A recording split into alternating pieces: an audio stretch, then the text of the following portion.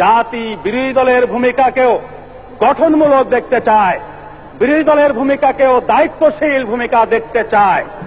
আবেগ নির্ভর হয়ে নেতিবাচক ভূমিকায় গিয়ে আমরা যাতে কখনো পরিবেশ ক্ষুণ্ণ না করি, অপোজিশনের খাতিরে অপোজিশন, বিরোধিতার খাতিরে বিরোধিতা আমরা না করি, এ ব্যাপারে আমি নিজেকে বিরোধী দলের একজন সদস্য হিসেবে আমি নিজে অঙ্গীকার করতে চাই এবং আমাদের সকলের অঙ্গীকার হওয়া উচিত। মাননীয় স্পিকার, আপনার মাধ্যমে আমি এটা আশা করতে চাই।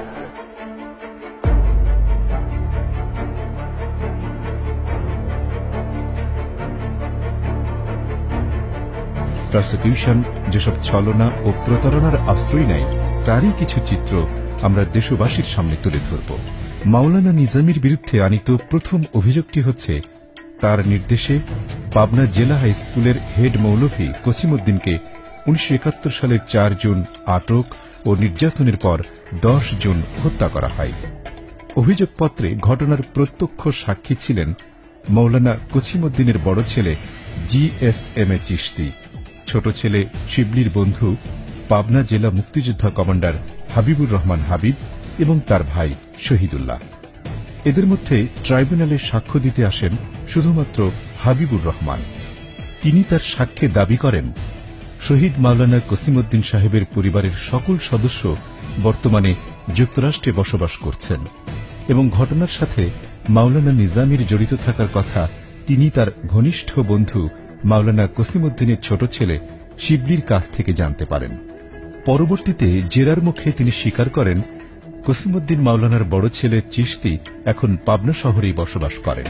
মাওলানা কসিমউদ্দিনের বড় ছেলে জনাব চিশতি এক ভিডিও সাক্ষাৎকারে তার পিতার হত্যাকাণ্ডের সাথে মাওলানা নিজামীর জড়িত থাকার কথা অস্বীকার করেন। আমার আব্বার হচ্ছে সাথে কোনো জড়িত ছিলেন না, লিখছে মিথ্যা লিখছে। মুক্তিযোদ্ধা কমান্ডার হাবিব মাওলানা কসিমউদ্দিনের ছোট ছেলে শিবলিকে তার ঘনিষ্ঠ বন্ধু দাবি করে তার বরাত দিয়ে যে ঘটনার বর্ণনা দেন, জনাব শিবলি তা জানতে পেরে প্রকাশ্যে পত্রিকায় বিবৃতি দিয়ে এর প্রতিবাদ করেন। শিবলি দাবি করেন হাবিব তার থেকে 5 বছরের ছোট এবং 1971 সালে পাবনা শহরে হাবিবুর রহমান হাবিবের সাথে দেখা হওয়ার ঘটনা সম্পূর্ণ মিথ্যা। তিনি বলেন 1971 সালে আমি বা আমার পরিবারের কেউ মাওলানা নিজামীকে চিনতাম না। ঘটনার আরেক প্রত্যক্ষ সাক্ষী শাহিদ আলীকে নানা প্রলোভন দেখিয়েও মিথ্যা সাক্ষ্য দিতে রাজি করাতে পারেনি রাষ্ট্রপক্ষ। আমার বলল যে গাড়ির মধ্যে কে কে ছিল, বললাম তো 2 জন ছিল, কে কে ছিল আমার বলার জন্য। তাই উনি বলল যে খালি একটা কথা আপনি বলবেন যে নিজামী সাহেব ছিল। কে বলছিল কথা বলতে? উনি কোন রাজ্জাক? তদন্তকারী কর্মকর্তা আবুল রাজ্জাক খান। হ্যাঁ, আমি কইছি আমি মিথ্যে কথা বলতে পারবো না। আমাকে বললো যে আপনি কি করেন? বললাম যে আমি টুকটাক কাঠের ব্যবসা করি। তাহলে তো আপনার পুঁজির দরকার আছে, খালি আপনি একটু মিথ্যে কথা বলবেন। বললাম যে আমার পক্ষে সম্ভব, আমি মিথ্যে কথা বলতে পারবো না। এই যে নিজামী সাহেব দেখেছি, অমুক করেছি, আমি আগের থেকে তাকে চিনতাম, এগুলো আমি বলিনি। লিখে থাকলে উনি লিখছেন? উনি লিখছেন, আমি তো বলি নাই যে উনি ছিল কিংবা আমি তাকে দেখেছি, আমি বলি নাই। কিন্তু আপনাকে বলতে বলা হয়েছে যে আপনি দেখছেন, এটা বলবেন। আমার কাছে একটু মিথ্যা কথা বলা লাগবে, আমি বলছি আমার পক্ষে সম্ভব না। মাওলানা নিজামীর বিরুদ্ধে আনিত দ্বিতীয় অভিযোগটি হল 1971-এর 14 মে তার নেতৃত্বে পাকিস্তান সেনাবাহিনী রাজাকার আল বদররা পাবনার রূপসী, ড্যামরা ও বাউজগাড়ি গ্রাম ঘেরাও করে 450 জন লোককে নির্বিচারে গুলি করে হত্যা এবং মহিলাদের ধর্ষণ করা হয়। এই অভিযোগের প্রত্যক্ষ সাক্ষী স্থানীয় আওয়ামী লীগ নেতা অ্যাডভোকেট শামসুল হক নান্নু এবং ঘটনায় আহত আজহার প্রামাণ। অনর্গল কথা বলে যাওয়া আওয়ামী লীগ নেতা শামসুল হক নান্নু তো সাক্ষ্য দেওয়ার জন্য তাকে ভয়ভীতি প্রদর্শন আর প্রলোভন দেখানোর কথা অত্যন্ত স্বতঃস্ফূর্তভাবেই বর্ণনা করেছেন। আমার ফ্যামিলিগত নির্বাচনে সব আমাকেই ভোট দিয়েছিল, আমার ছেলেকে তার জন্য হাত ভেঙে দিচ্ছে, গাড়িতে ইলেকশন পরে হাড়ি ভেঙে দিচ্ছে। আমি সেই গণ্ডগোল জানি না, ছিলামও না। আমার ছেলেটারও হাত ভেঙে দিল, 5টা কেসের আসামি করে দিল। আর তা আমি তো জানতে বাঁচা লাগবে, প্রায় 15 লক্ষাধিক টাকা খরচ। খুব ঝড় গেছে আমার। তখন এই সাক্ষীতে হলেন কিভাবে, আমার ছেলের এএসপি চাকরি হইল বিসিএস ক্যাডার, এখন তাকেও আউট করে দেয়। আমাকে নিয়ে গেছিল যে একটা কার্ড আছে মেজর জেনারেল কায়েস, তখন টিভির সাথে আমার একটা কন্ডিশন হলে বলে তুমি মুক্তিযোদ্ধা, তোমাকে আমি যেভাবে সাক্ষী দিতে বলি সেভাবে সাক্ষী দিলে তোমার ছেলের চাকরি বহাল। সাথে করে নিয়ে গেছিল তাদেরকে মুক্তিযোদ্ধা সে ধরে পরবর্তীতে, হ্যাঁ, এবং তাদের গণ আদালতে বিচার করে সাজা দেওয়া হয়। তার নাম ছিল আসাদ। হাজার হাজার লোক জানে, হ্যাঁ, যে আসাদের গণ আদালতে বিচার করে তখন মৃত্যুদণ্ড দেওয়া হয়। মুক্তিযোদ্ধারা মৃত্যুদণ্ড কার্যকরী করে। তখন নিজামী সাহেব বা সুমান মৌলানা গোলাম আজম সাহেব বা অন্য কারোর নাম তখন ওঠেও নাই, জনগণ অভিযোগও করে না।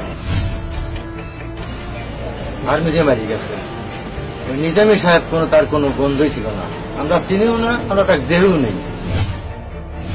মাওলানার বিরুদ্ধে আনিত চতুর্থ অভিযোগ করমজা গ্রামের হত্যাকাণ্ড। এ ঘটনার রাষ্ট্রপক্ষের তালিকাভুক্ত সাক্ষী প্রদীপ কুমারকে দিয়ে জ্বলন্তভাবে প্রমাণ হয় তথ্য বিকৃতি আর শিখিয়ে দেয়া কথার জবানবন্দিতে কার্যসিদ্ধি হয় না। করমজা এলাকায় সংঘটিত মেঘা ঠাকুর বাড়ির হত্যাকাণ্ডের সাথে মতিউর রহমান নিজামী জড়িত ছিলেন কি? আমি তাকে দেখিনি। ওই ঘটনা কারা ঘটায়? ঘটনা ঘটেছে আসাদ দুই তারিখের সঙ্গে করে নিয়ে আসে 71 সালে, ওনাকে আমরা চিন্তা নেই। প্রথমে আদালতের কাঠগড়ায় রাষ্ট্রপক্ষের প্রসিকিউটররা তাকে দালাল বলে চিৎকার করতে থাকে। এতেও সে মিথ্যা বলতে রাজি না হওয়ায় নিতান্ত বাধ্য হয়ে তাকে বৈরী ঘোষণা করতে হয়। রাষ্ট্রপক্ষের উত্থাপিত অভিযোগে দেখানো হয়েছে করমজা গ্রামের হত্যাকাণ্ডে নিহত হয়েছে প্রদীপ কুমারের কাকা ও বিশ্বনাথের বাবা।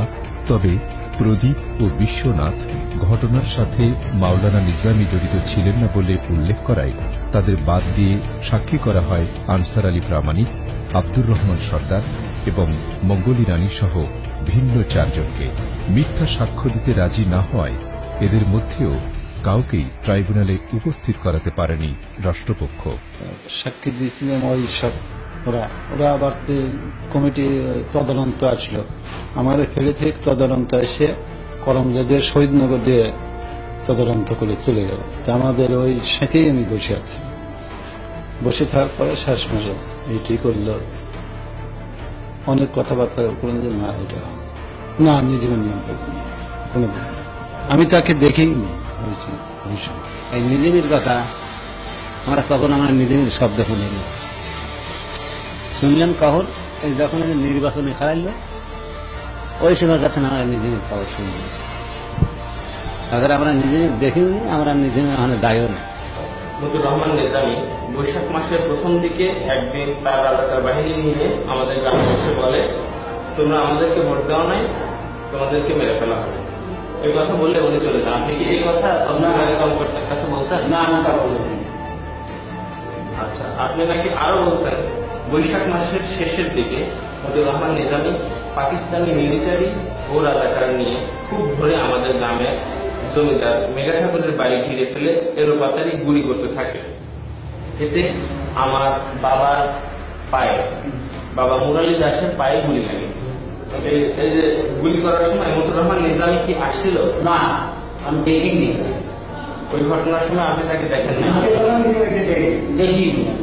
ট্রাইব্যুনালের তদন্তকারী কর্মকর্তার কাছে সাক্ষ্য দিয়েছেন? তো একজন শোধ করলো, করছে মারছে, কিরা করে রাস্তাটা আপনি মারছে। মাওলানা মতিউর রহমান নিজামী সাহেবকে মাত্র পাবনা, সাথিয়া অথবা করমজা এলাকায় দেখেছেন কি? আমি এখনো চিনি নেতা, আমি নামও জানিনি। 71 সালেও দেখেন নাই? না, আমি তার দেখিনি।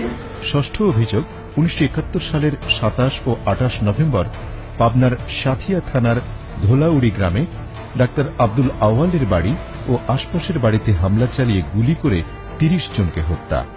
এদের মধ্যে 4 জনকে ধরে ইছামতি নদীর পাড়ে নিয়ে বেয়নেট দিয়ে খুঁচিয়ে হত্যা করা হয়। সেখানে শাহজাহান আলীকে গলা কেটে ফেলে যাওয়া হলে ভাগ্যক্রমে তিনি বেঁচে যান। তার উপর মাওলানা নিজামীর নির্দেশে নাকি নির্মম অত্যাচার করা হয়।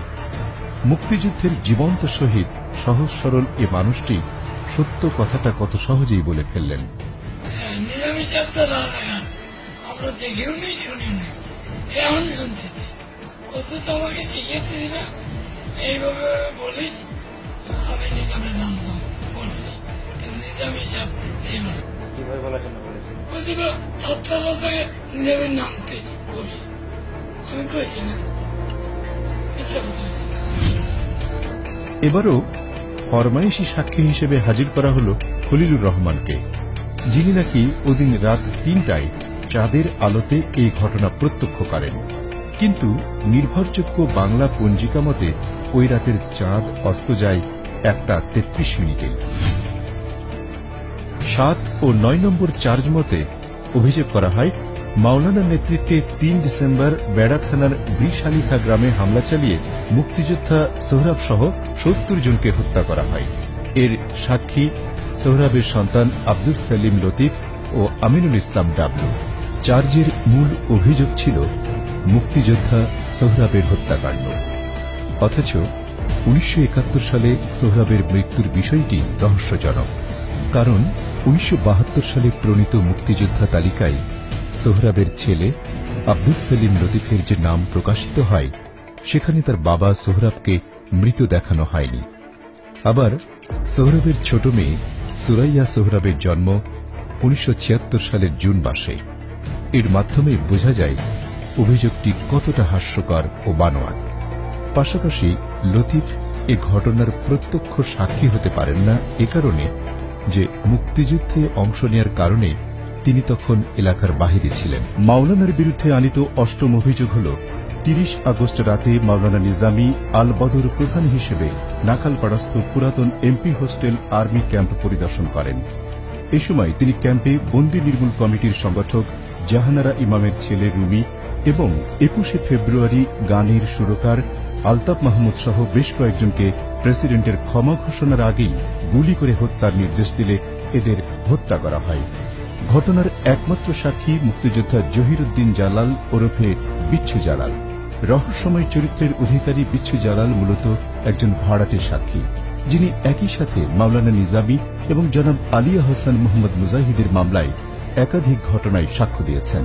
আর এসব সাক্ষ্যে তার দেয়া তথ্যগুলো ছিল পরস্পর বিরোধী ও অসংলগ্ন।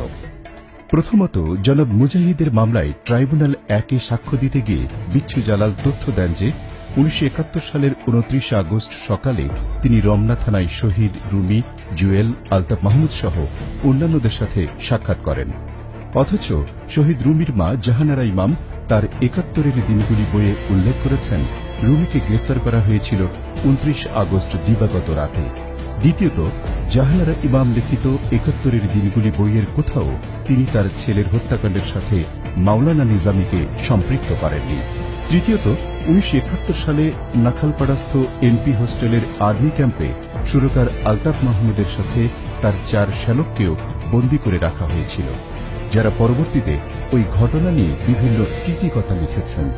কিন্তু তারা কেউই সেই সব স্মৃতিকথার ঘটনার সাথে মাওলানা নিজামী জড়িত ছিলেন বলে উল্লেখ করেননি। চতুর্থত, জনাব জহিরুদ্দিন জালাল মুক্তিযুদ্ধ নিয়ে প্রায় ৩০ থেকে ৩৫টি পত্রিকায় সাক্ষাৎকার দিয়েছেন, কিন্তু এর একটিতেও তিনি মুক্তিযুদ্ধ বিরোধী কর্মকাণ্ডের সাথে মাওলানা নিজামীকে জড়িত করে কোনো তথ্য দেননি। পঞ্চমত, অভিযোগে উল্লেখ করা হয়েছে মাওলানা নিজামী ৩০ আগস্ট সকালে নাখালপাড়াস্থ পুরাতন এমপি হোস্টেলের আর্মি ক্যাম্প পরিদর্শন করেন। অথচ তারই বিরুদ্ধে উত্থাপিত ৮ নম্বর অভিযোগের সাক্ষী ডাক্তার রথীন্দ্রনাথ কুণ্ডু ও সমর কুণ্ডুর দেয়া তথ্য অনুযায়ী ওই একই দিন অর্থাৎ ৩০ আগস্ট স্থানীয় মুক্তিযোদ্ধারা নিজামীকে আটক করে পাবনার সোনাতলায় নৌকার গলুয়ের সাথে বেঁধে রাখে। তাহলে মাওলানার বিরুদ্ধে আনিত কোন অভিযোগটি সত্য? ঢাকার আর্মি ক্যাম্প পরিদর্শন, নাকি পাবনার সোনাতলায় বন্দী হওয়া, নাকি এখানে তিনি সিনেমার দ্বৈত চরিত্রের অভিনেতা? এবার আমরা জেনে নিই সাক্ষী বিচ্ছু জালালকে নিয়ে কিছু তথ্য। ১. জাহানারা ইমামের ছেলে শহীদ রুমি হত্যাকাণ্ডের সাক্ষী বিচ্ছু জালাল ট্রাইব্যুনালে তথ্য প্রদান করেন যে তিনি ১৯৭১ সালের ১৬ ডিসেম্বর বিজয়ের পর জাহানারা ইমামের বাসায় গেলে সেখানে তার স্বামীর সাথে দেখা হয়। অথচ ৭১-এর দিনগুলি বইয়ে উল্লেখ রয়েছে জাহানারা ইমামের স্বামী মারা যান ১৯৭১ সালের ১৩ ডিসেম্বর এবং তার জানাজা হয় পরদিন ১৪ ডিসেম্বর। ২. মুক্তিযোদ্ধা সংসদের দায়িত্ব পালনকালে 2002 সালে মুক্তিযোদ্ধা সংসদ ক্রীড়া চক্রের বেল বয় তার বিরুদ্ধে অর্থ তসরুপের লিখিত অভিযোগ আনেন। অভিযোগের প্রেক্ষিতে ব্যবস্থা নিতে গেলে জনাব জালাল তৎকালীন মুক্তিযোদ্ধা সংসদের সেক্রেটারির বিরুদ্ধে তাকে উৎকোচ প্রদানের অভিযোগ আনার হুমকি দেন। 3. 2005 সালে মোহাম্মদপুরের সকল মুক্তিযোদ্ধা বিচ্ছু জালালের বিরুদ্ধে মুক্তিযোদ্ধা সংসদের নাম ভাঙিয়ে এলাকায় চাঁদাবাজি ও মাস্তানি করার দায়ে মুক্তিযোদ্ধার সংসদ কেন্দ্রীয় কমান্ডে লিখিত অভিযোগ দায়ের করেন। 4.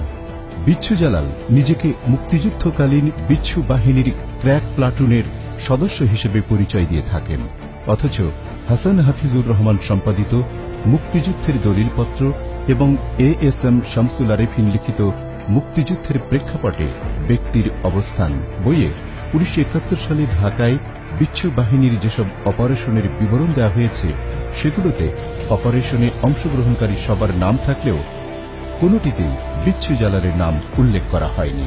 ট্রাইব্যুনালে মাওলানা নিজামীর বিরুদ্ধে আনিত 3 নম্বর অভিযোগে বলা হয়েছে 1971 সালে স্বাধীনতা যুদ্ধ শুরু হলে রাজধানীর মোহাম্মদপুরস্থ ফিজিক্যাল ট্রেনিং ইনস্টিটিউটে আর্মি ক্যাম্প স্থাপিত হয়, যা পরবর্তীতে রাজাকার আল-বদর ট্রেনিং সেন্টারে রূপান্তরিত হয়। সেখানে গোলাম আজম ও মাওলানা মতিউর রহমান নিজামী নিয়মিত যাতায়াত ও পাকিস্তান সেনাবাহিনীর সঙ্গে সলা পরামর্শ করতেন।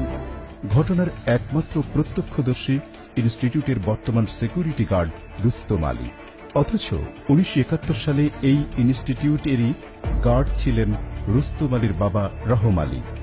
তার বর্ণনা মতে বড় ছেলে রুস্তম আলীর বয়স ছিল তখন 10 থেকে 11, যার পক্ষে কোনোভাবে মাওলানা নিজামীর তৎপরতা সম্পর্কে জানা সম্ভব ছিল না। তদানীন্তন প্রিন্সিপালের সন্তান মজলিসও জানেন না সত্যি সত্যি এখানে মাওলানা নিজামীর আনাগোনা ছিল কি না। 16 নম্বর অভিযোগটি বেশ আলোচিত ও স্পর্শকাতর। এই অভিযোগে বলা হয় 1971 সালে ইসলামী ছাত্র সংঘের সভাপতি হিসেবে পদাধিকার বলে আল বদর ও সহযোগী বাহিনীর প্রধান হিসেবে বিশেষত 1971 সালের 14 ডিসেম্বর বুদ্ধিজীবী হত্যাকাণ্ডের দায়ে গণহত্যা ও কমান্ড রেসপন্সিবিলিটির দায়ে মাওলানা নিজামী এসব কর্মকাণ্ডের উস্কানিদাতা, মদতদাতা ও পরিকল্পনাকারী। এক্ষেত্রে প্রসিকিউশন সাক্ষ্য হিসেবে উপস্থাপন করেছে শহীদ ডাক্তার আলিম চৌধুরীর স্ত্রী শ্যামলী নাসরিন চৌধুরী ও শহীদ ডক্টর আব্দুল হকের স্ত্রী সালমা হককে। শ্যামলী নাসরিন চৌধুরী ট্রাইব্যুনালে সাক্ষ্য দিতে এসে মাওলানা নিজামীকে জড়িয়ে বক্তব্য দিলেও ইতিপূর্বে তিনি তদন্তকারী কর্মকর্তার কাছে প্রদত্ত জবানবন্দিতে মাওলানা নিজামীর নাম উল্লেখ করেননি। এছাড়া আগামী প্রকাশনী থেকে প্রকাশিত শ্যামলী নাসরিন চৌধুরী সম্পাদিত 71-এর শহীদ ডাক্তার আলিম চৌধুরী বইয়ের কোথাও তার স্বামী হত্যাকাণ্ডে মাওলানা নিজামী জড়িত ছিলেন বলে উল্লেখ করেননি। এ বিষয়ে তাকে জেরা করা হলে তিনি জানান, বইয়ে নিজামীর নাম উল্লেখ করলে বইটি ছাপানো যেত না, অথচ বইটি প্রথম প্রকাশিত হয় 1991 সালের ডিসেম্বর মাসে, যখন সারা দেশে নির্মূল কমিটির আন্দোলন চলছিল, আর বইয়ের দ্বিতীয় সংস্করণ বের হয় 1997 সালের 21-এর বইমেলায়, যখন ক্ষমতায় ছিল আওয়ামী লীগ সরকার। ইতোপূর্বে Shyamoli Nasrin Chowdhury BTV, ATN Bangla, channel I সহ বিভিন্ন চ্যানেলে তার প্রচারিত সাক্ষাৎকার বা টকশোর কোথাও দাবি করেননি যে তার স্বামী ডাক্তার আলিম চৌধুরী হত্যার সাথে মাওলানা নিজামী জড়িত। এ প্রসঙ্গে জেরায় তিনি চ্যানেল কর্তৃপক্ষ কর্তৃক তার বক্তব্য এডিট করা হয়েছে বলে অজুহাত দেখান। শ্যামলী নাসরিন চৌধুরী দাবি করেন, প্রখ্যাত লেখিকা শর্মিলা বোসের ডেড রেকর্ডিং এবং শাহরিয়ার কবিরের বাংলাদেশি মৌলবাদ ও সাম্প্রদায়িকতা বইয়ে প্রকাশিত সাক্ষাৎকারে তিনি ডাক্তার চৌধুরী হত্যায় মাওলানা নিজামী জড়িত থাকার বিষয়টি উল্লেখ করেছেন, অথচ বই দুটির কোথাও মাওলানা নিজামীর নাম খুঁজে পাওয়া যায় না।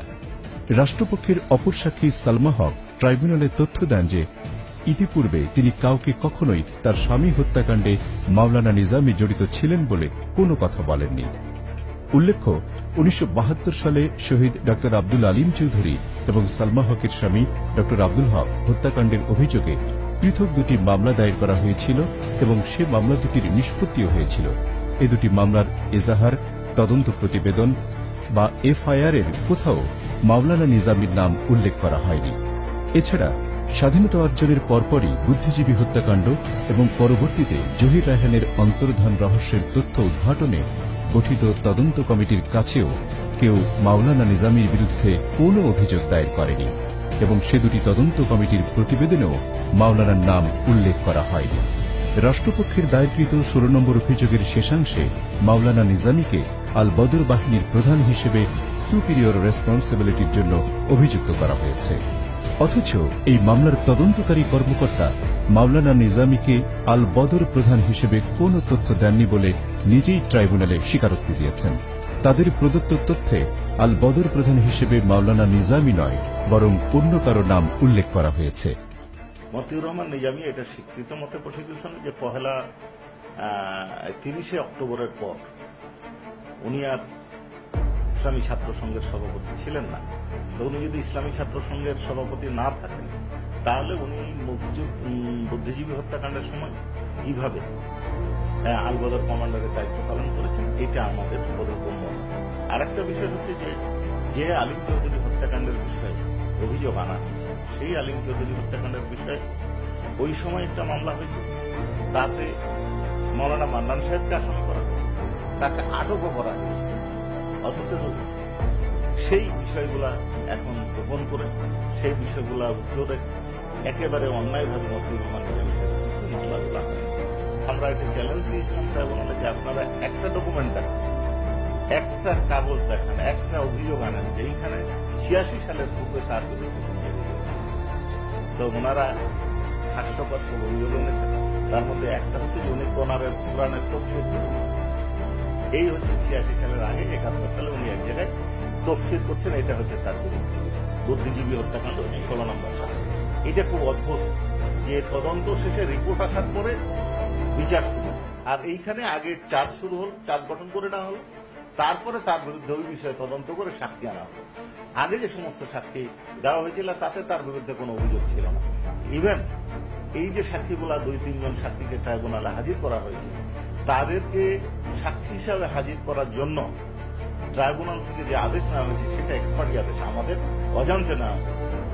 এবং এই সাক্ষীগুলার যে প্রাথমিক যে জবানবন্দি ছিল তাতে মতিউর রহমান নিজামী সাহেবের বিরুদ্ধে কোনো অভিযোগ ছিল না। পরবর্তীকালে এটা ট্রাইব্যুনালে তারা এসে সাবসিকুয়েন্টলি করেছেন। আমার মনে হয় যে আমরা সাকসেসফুলি এটা প্রমাণ করতে সক্ষম হয়েছে যে ওনার বিরুদ্ধে কোনো অভিযোগ 1971 সালে ছিল না। পরবর্তীকালে উনি জামাতের নেতৃস্থানীয় ব্যক্তি হিসেবে যখন আবির্ভূত হয়েছেন তখন পরিকল্পিতভাবে তার বিরুদ্ধে অভিযোগ আনা হয়েছে। ট্রাইব্যুনালে রাষ্ট্রপক্ষ প্রদর্শিত 1971 সালে আল বদর বাহিনীর সদস্যদের পরিচয়পত্রের কপিতে দেখা যায় সেখানে ইস্যুইং অথরিটি হিসেবে মাওলানা নিজামীর নাম বা স্বাক্ষর কোনটাই নেই, বরং সেখানে একজন পাকিস্তানি সেনা কর্মকর্তার স্বাক্ষর রয়েছে। আল বদর প্রধান হলে পরিচয়পত্রের ইস্যু কর্তৃপক্ষের স্থানে অবশ্যই মাওলানা নিজামীর নাম থাকত। 1972 সালে স্বরাষ্ট্র মন্ত্রণালয় কর্তৃক সারা দেশের রাজাকার আল বদরদের নামের তালিকা স্থানীয়ভাবে সংগ্রহ করার পর তা কেন্দ্রীয়ভাবে প্রকাশ করা হয়। প্রকাশিত তালিকায় কেন্দ্রীয় ও পাবনা জেলার রাজাকার আল বদরের পৃথক দুটি তালিকাতেই শীর্ষ নেতৃত্ব দূরে থাক, সাধারণ সদস্য হিসেবেও মাওলানা নিজামীর নাম খুঁজে পাওয়া যায়নি। উল্লেখ্য, মাওলানা নিজামী সহ শীর্ষ জামাত নেতৃবৃন্দের বিরুদ্ধে বুদ্ধিজীবী হত্যাকাণ্ডের অলিক অভিযোগ করে রাজনৈতিক ফায়দা হাসিলের অপচেষ্টা বেশ পুরনো।